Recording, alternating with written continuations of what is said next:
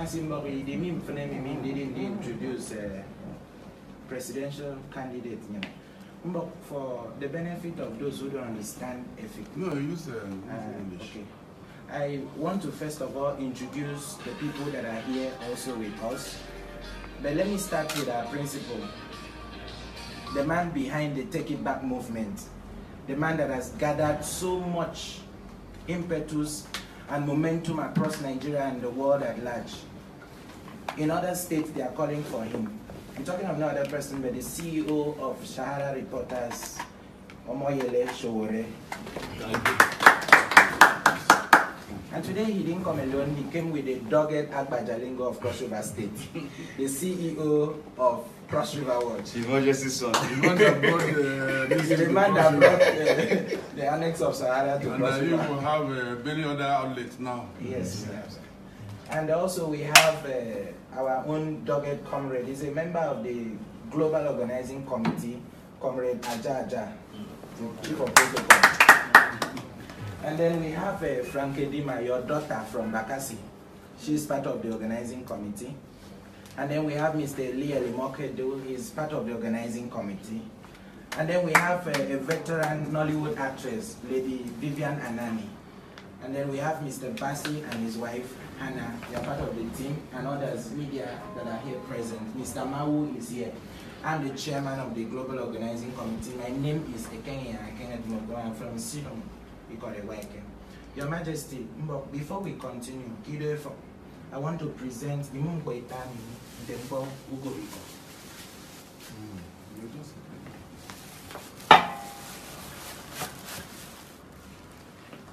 At this juncture, I would call on our principal to tell us or to, tell you why we are here. Why he wants to be president of Nigeria. Yes, thank you. I want to introduce Olayomi TV. Thank you very much, Your Majesty. My job has been made easier by the fact that you are very digitally minded yourself. That means you have been watching, looking, and probably even contributing to the conversation that is going on around the country, calling for young people to come together and save this country. And when I say young people, you are not left out of it. Exactly. Exactly. So this is something I should let you know. I've been able to change my own, yes, territorial integrity. Yes. So you have digitalized your People territory. can attest to it. Yes. As a result of being a young man, yes, that revolution. So I'm very sure. Yes. So, but the revolution of the mind has to go to become the revolution of the streets. And we have a country that is badly in need of fixing. It's badly in need of leaders with character. It's badly in need of young people, because we must not make a mistake of assuming that because somebody is young, they are responsible. Of course, as we speak now, there are a lot of young people who are in position of authority who are not in order. So it has to come with responsibility, it has to come with character and integrity. And that is where we come in. I don't use the word I because it's not male, or just like you asked at the beginning. Were you called or did you decide to do this? That means you have seen the synergy between the invitation by people saying we need a new direction and new leaders, and the presentation of someone like myself. And as you know, I'm not the only person who has indicated interest, who is also youthful, a lot of people. And I'm not the only young person who has been doing what they can in their own little community, in their own little areas, to change the way things are in the country. Yesterday, Your Majesty, we went to see your people in Bakassi, the refugee camp right there. And our heart, we're heartbroken. I know about the Bakassi situation a long time ago. I was one of the people who was opposed to Nigeria ceding ceding Bakassi to Cameroon when the thing started.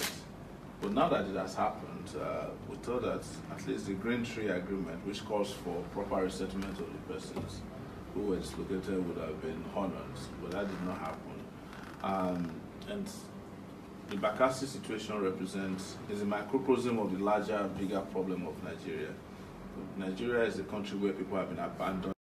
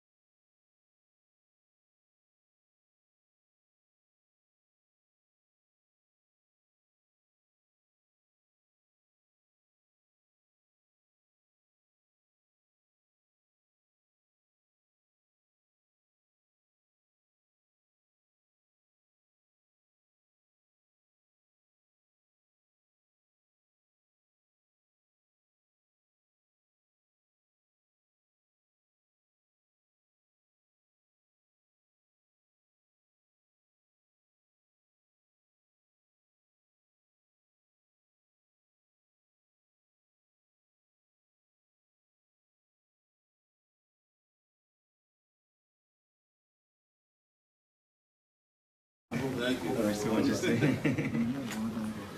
His Royal Majesty, Etienne Dr. Etimokunede, the Paramount Ruler of Bakassi, the Chairman, Traditional Rulers Council, Cross River State. Amasimbori, the meme for them, didn't introduce a presidential candidate, you know. But for the benefit of those who don't understand ethics. No, use English. Okay. I want to first of all introduce the people that are here also with us. But let me start with our principal, the man behind the Take It Back movement, the man that has gathered so much impetus and momentum across Nigeria and the world at large. In other states, they are calling for him. I'm talking of no other person but the CEO of Shahara Reporters, Omoyele Showore. And today he didn't come alone, he came with a dogged Agbajalingo of Cross River State, the CEO of Cross River Watch. Emergency son. The man that brought the man that brought the annex of Sahara to Cross River. And you will have many other outlets now. Yes. And also we have our own dogged comrade. He's a member of the Global Organizing Committee, Comrade Aja, the Chief of Protocol. And then we have Franke Dima, your daughter from Bakassi. She's part of the organizing committee. And then we have Mr. Lee Elimokedo, he's part of the organizing committee. And then we have a veteran Nollywood actress, Lady Vivian Anani. And then we have Mr. Basi and his wife, Hannah, they are part of the team, and others, media that are here present. Mr. Mawu is here. I'm the chairman of the Global Organizing Committee. My name is Ekenya Akenedimogo. I'm from Sidon. We call it Waiken. Your Majesty, before we continue, I want to present the Mumboitani Dembo Ugoriko.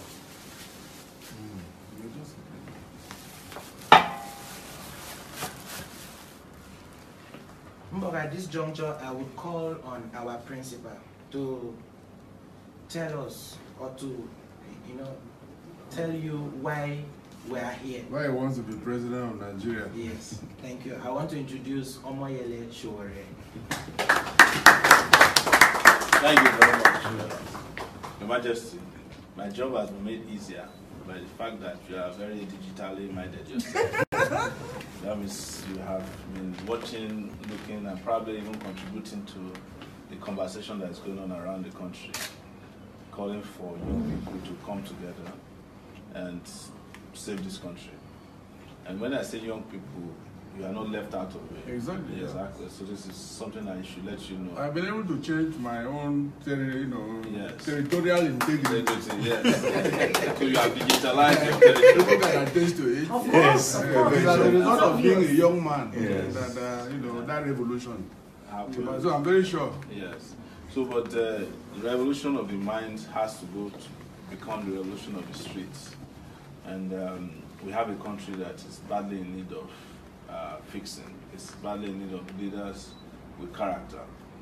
It's badly in need of young people, because we must not make a mistake of assuming that because somebody is young, they are responsible. Of course, as we speak now, there are a lot of young people who are in position of authority who are not in order. So it has to come with responsibility, it has to come with character and integrity. And that is where we come in. I don't use the word I because it's not male, or just like you asked at the beginning. Were you called or did you decide to do this? That means you have seen the synergy between the invitation by people saying we need a new direction and new leaders, and the presentation of someone like myself. And as you know, I'm not the only person who has indicated interest, who is also youthful, a lot of people. And I'm not the only young person who has been doing what they can in their own little community, in their own little areas, to change the way things are in the country. Yesterday, Your Majesty, we went to see your people in Bakassi, the refugee camp right there, and our hearts were heartbroken. I knew about the Bakassi situation a long time ago. I was one of the people who was opposed to Nigeria ceding ceding Bakassi to Cameroon when the thing started. But now that it has happened, we thought that at least the Green Tree Agreement, which calls for proper resettlement of the persons who were dislocated, would have been honored, but that did not happen. And the Bakassi situation is a microcosm of the larger, bigger problem of Nigeria. Nigeria is a country where people have been abandoned to their fate in every facet. If you are in that refugee camp, you can just magnify it to reflect the country of Nigeria. 198 million people is where we are now, according to the Bureau of Statistics. A lot of them unemployed. We don't have electricity. Security is a major problem in the country. Corruption is ravaging everywhere. Our economy is not working for Nigerian people, which is what is making a lot of people call for restructuring of the country. The cry for restructuring is the same cry for marginalization, for abandonment. There's a disconnect between the rulers and the ruled, and Nigeria is just, right now, a broke nation with broken people. So we, as members of this movement, have decided that we will do it. We will take the next step. We'll step up to the plate and rescue Nigeria. And we know how to do it. We've done this before on our own, and on the sides of very brave type of journalism that is known as guerrilla journalism in some regards. We don't practice journalism the way other people practice it. We practice it as it suits society. And we're not only journalists, but we are activists. And even the journalism we practice up to now was a media movement. That is how Cross River Watch came to be in Cross River. When we started with a laptop. We used to be in New York, and then we were operating from Lagos, and now it has become a global practice. So it's the same thing we want to do in politics. We want to let people know that politics can be different.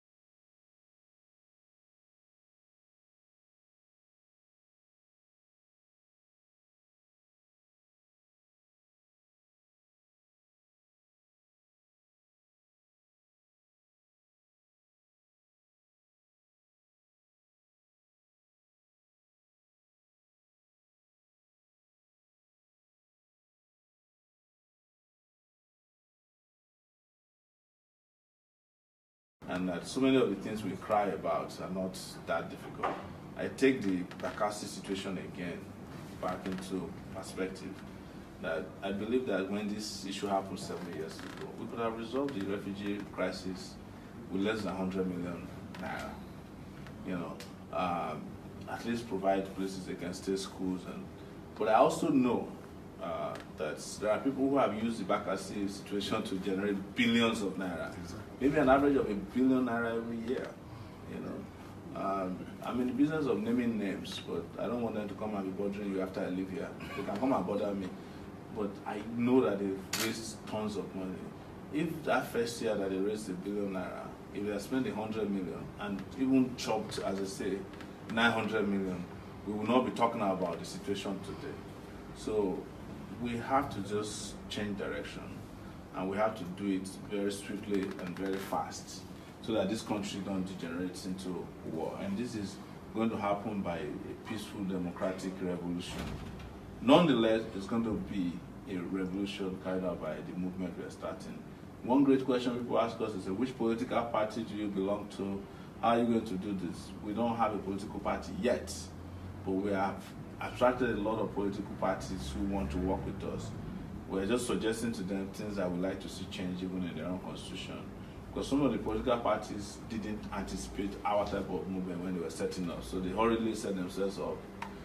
Some of them even have suggestions to have people who are part of the oppressive and corrupt class as members of their BOT. And we're looking at them and said, we can't work within this framework, because already you have put yourself inside bondage, even though you are trying to liberate others. So that's some of the nuggets of what we want to quickly talk to you about and seek your blessing and support as a young person.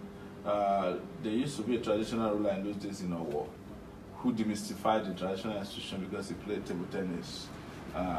Whereas other traditional rulers will just sit in their palace. They don't have any connection with outside. Olagbegi is his name. He made it look so cool that everybody wanted to be a traditional ruler, you know.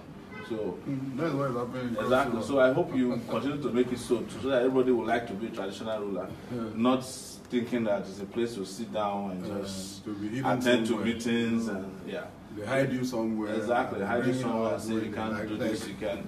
So yeah, we want to see that keep happening. You know, we want to see you even set up your own website.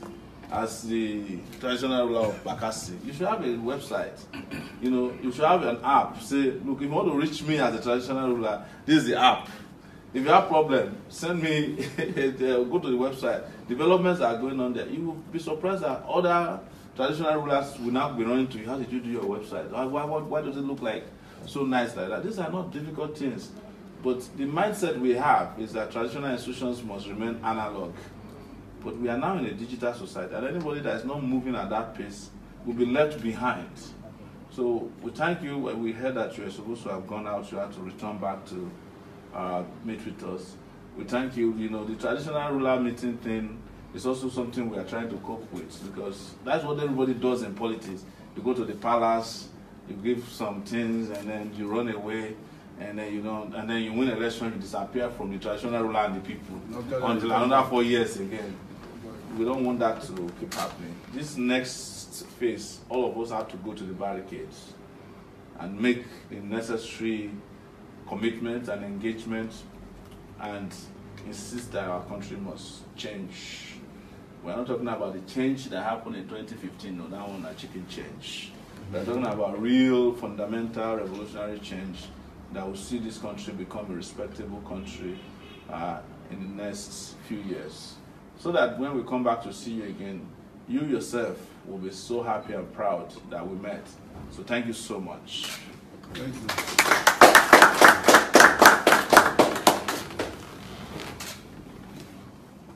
Wow. Thank you very much, Agba, for bringing this about. Your Majesty. First and foremost,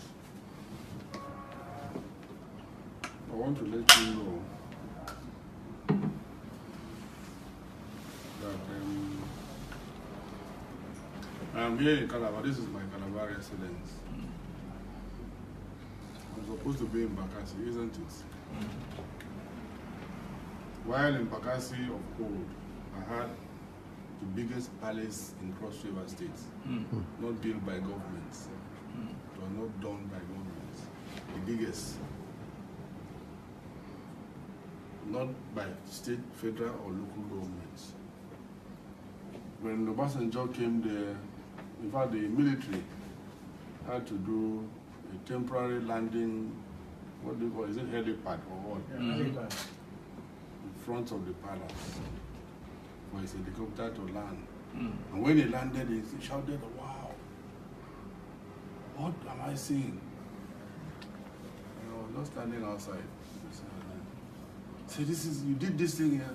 Yes. United Nations, all those white men, they were there.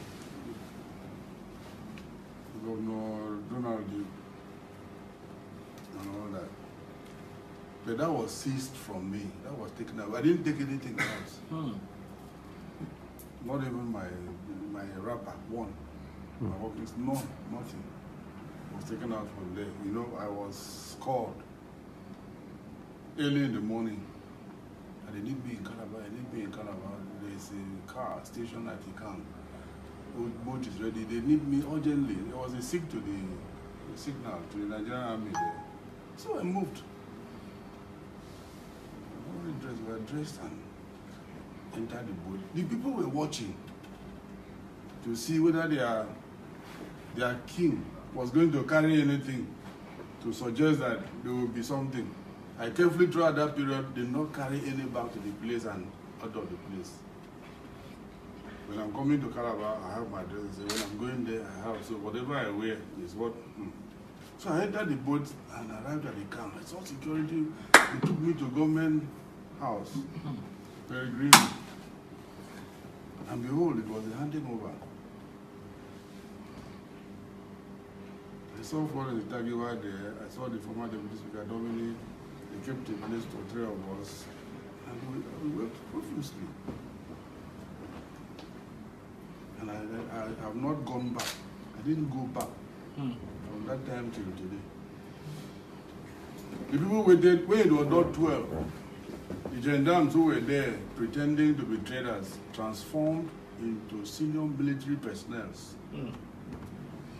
So our boys became shocked to see somebody who was selling shoes becoming a general, becoming a captain, becoming colonels. I started arresting people. And they're using my palace as their command headquarters today. No compensation paid. Neither from the Cameroonian government nor Nigerian government. My boats, everything gone. I have not gone back to ask for anything. I did a lot of development there. There was a secondary school. I was free, provided uniforms free because we needed our people to go to school. And they took the first junior secondary school examination and passed. Introduced computer, and it was a beautiful thing. So after that, I started asking that government should produce those children. Where are they? So that they continue. But they went back to fishing.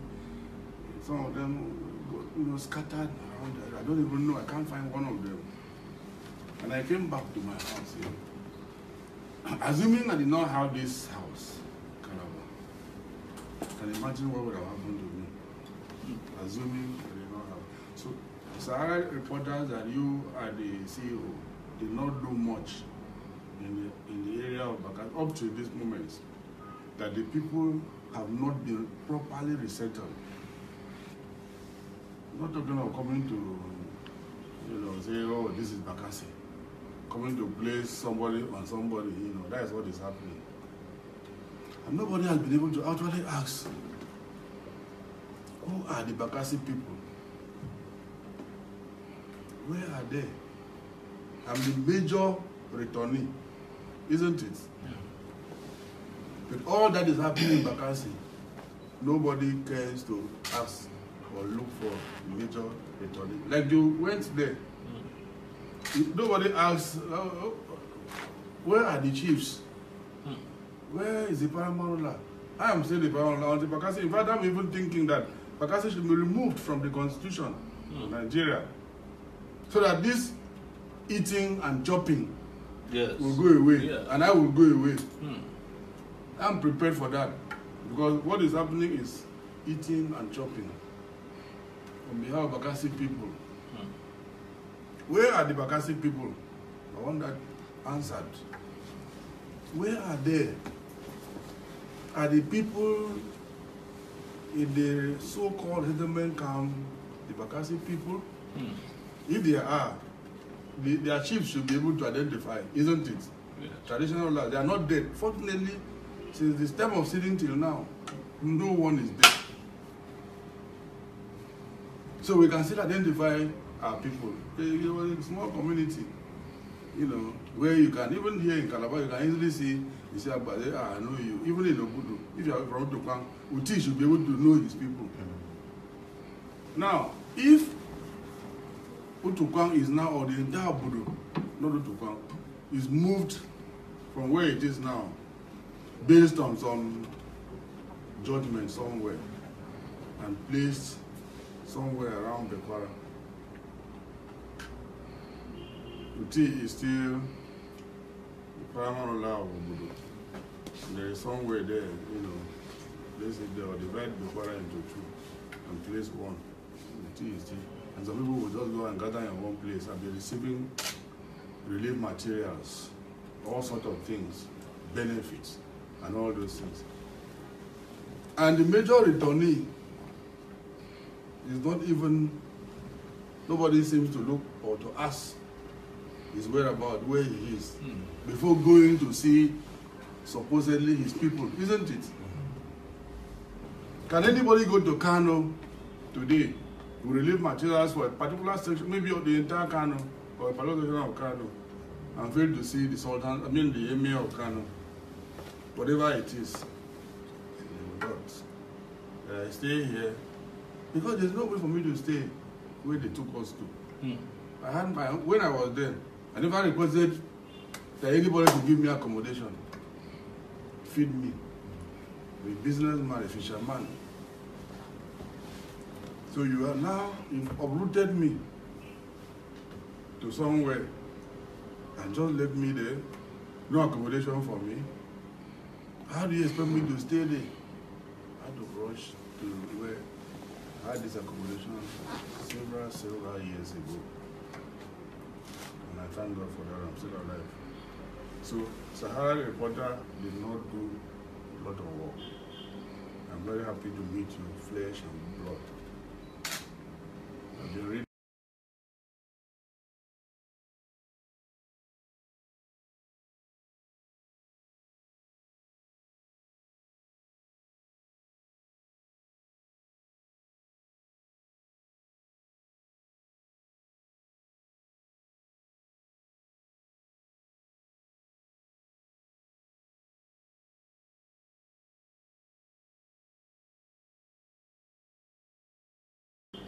I'm very happy to meet you, flesh and blood. I've been reading about it, you've been doing that tremendous work. The issue of Bakassi still hanging. We have been treated in the most dehumanized manner that I've ever seen in the history of slave trade. I've never seen it before. There are people who will be uprooted through no fault of theirs, without preparation for where they are going to stay, without compensations for what they had, and they just move them like that. I've not been myself for a long time. Only God, by the grace of God, that I'm living. So having a website, doing all those things, on the basis of what? Bakassi, and I don't know how it is. Like you really said, a lot of people have benefited from it. And I challenge anybody to say otherwise. I've written severally about it. They have benefited from it, and I know. And they have nothing to lose. They lost nothing in the place. They lost nothing. I'm the biggest loser in the whole episode. They all know. My families are still there. They have refused to come over. My properties are still there. I don't know how and what it is all about. My forefathers' property, my father, my mother, properties are still there, being used by those people. So at the middle of my age or so, I have lost all that I had, and then starting a new life, maybe in Christ Jesus. And people don't, when they see me, they don't understand my pains. You know, there's something, when you are traumatized psychologically, it's the worst thing to happen to a human being. If you don't control yourself, you can be mental breakdown, patient. And so that I want you to address that. Let's come back to the issue of politics. I am also of the belief that there should be no zoning.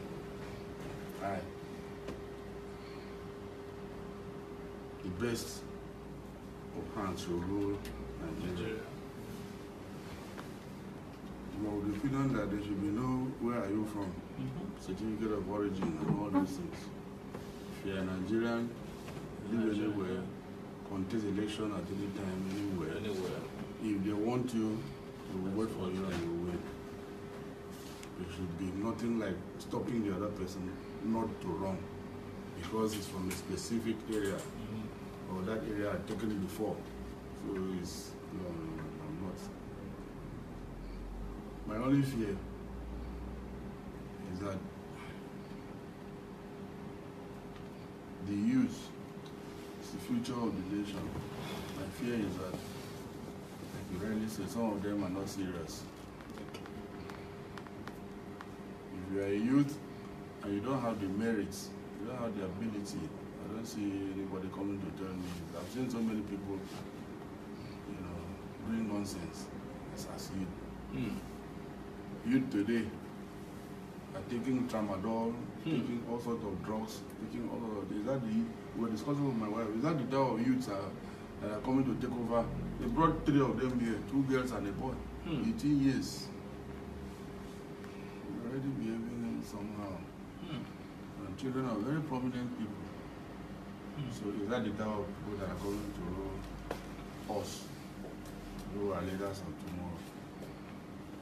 From what I've observed, the social media, this movement of yours, if it is the will of God, it will succeed. What I'm seeing, you see a crowd of people, young men, everywhere you go, you don't give them money, you don't bribe them, come out of their own free will and accord. In other places, politicians will give them money, this is for you. Please don't let them come out. Mobilize from this area, bring them. So when they have such crowd, they don't think, oh, the way I'm seeing, your own is real. And I want to pray that God should give you the willpower you already have for you to carry on with Sahara reporters, be taken to court severally and all that, threats to life, and you are still doing. It means you have the willpower, and if given the opportunity, you will to change Nigeria. Strength. Demonstrate their character. Give you that support. Like you said, there are other youths coming up. We need to weigh them. Yes. Put all of them in the way and look at their antecedents. Look at their past. Then sift them, bring out, see, this is the best for this country, not minding where the person comes from. So, as I am, I have my own mind. I know what I will do at the appropriate time. But you have to also let the people know the platform as soon as platform that are going to run. So that the question of which party are you not arise against. So as soon as possible, just decide on the political party. Okay. Since you cannot do it independently. Yes. But even if it was an independent, it would have been something else. But, you know. So let me welcome you to. This is your first time to come across here. Yes, this is my first time. And coming from people like Abba.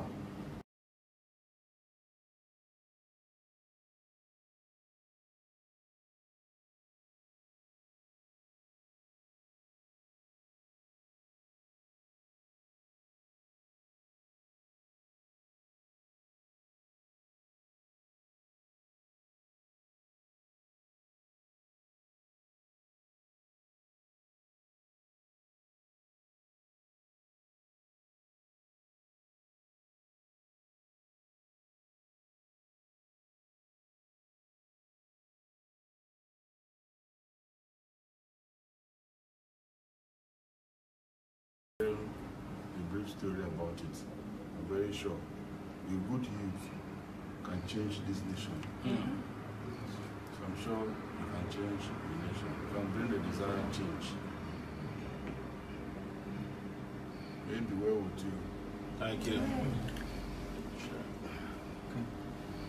For those of you from my area, very many of you that I know from Abi and all that, God continue to help you. Amen, Your Give Majesty. you the strength to Amen, Your Majesty. walk with Abba and show where Amen, Your Majesty. bring about the change in this country. Amen. And show where I want to appeal to you to use your wide network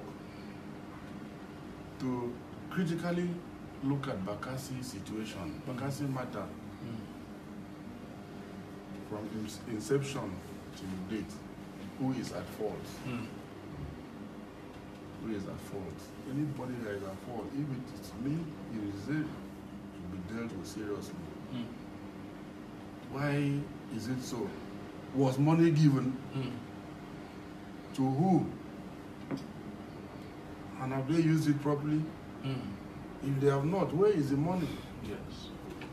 Where are the people still crying? If I thought money was given, it means nothing was given. Yes. People are still crying. Where are the schools that we used to have over there? Can they be replicated here? So many things, so many issues. Who are the people occupying the housing estates? It's not housing estates. I'm not even interested in that. That is not how to resettle the people. It's not through housing estates. If you do housing estate, who will be their chiefs? Well, I want to say, we also have a digital young man in Cross River, known as Benedict Ayade. He's also intelligent. If you are asked to step down for Ayade to be president, will you? Is that the question for me? For you. I would like to make him one of my ministers after I do background check.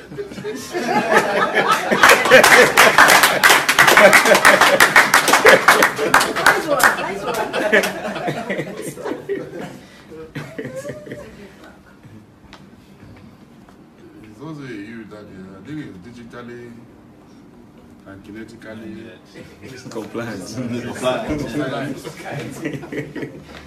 doing very well in terms of know-how technologically, because I'm seeing you using technology to drive Nigeria. So once again, on a more serious note, I want to, on behalf of my people who are still suffering till today, I hope that God will come by. I want to bless you,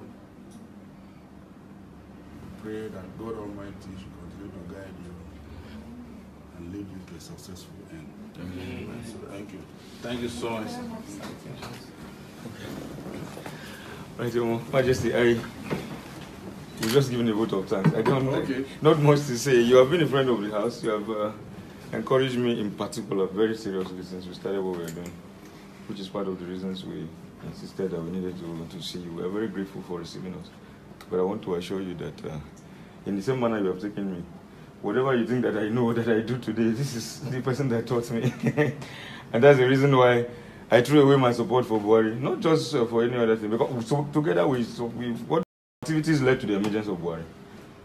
And I also want to assure you that Sarah will take up the issue of